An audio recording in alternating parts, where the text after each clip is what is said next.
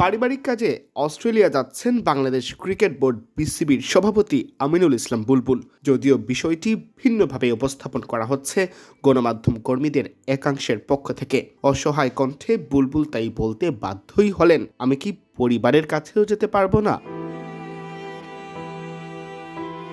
অস্ট্রেলিয়ায় থাকেন বুলবুলের পরিবারের সদস্যরা, সেখানেই যাচ্ছেন তিনি।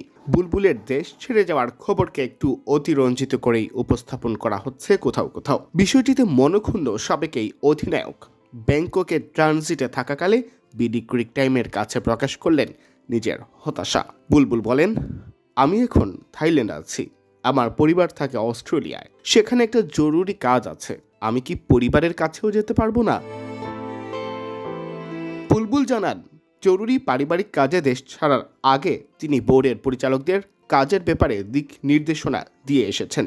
এমনও বলেছেন যে কোনো প্রয়োজনে তাকে অনলাইন পাওয়া যাবে। আসন্ন রোজার শুভেচ্ছাও জানান সেই বার্তায়। বুলবুল বিডি ক্রিক টাইমকে বলেন, আমি তো অফিসিয়ালি মেসেজ দিয়েও এসেছি, সবসময় আমি অ্যাক্টিভ আছি, আমাকে বোর্ডের যে কোনো কাজে পাওয়া যাবে।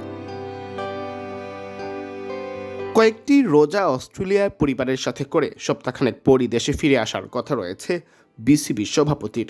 তিনি জানান, কয়েকটি রোজা করেই আমি আবার বাংলাদেশে চলে আসব। সিয়াম চৌধুরী, বিডি ক্রিক টাইম।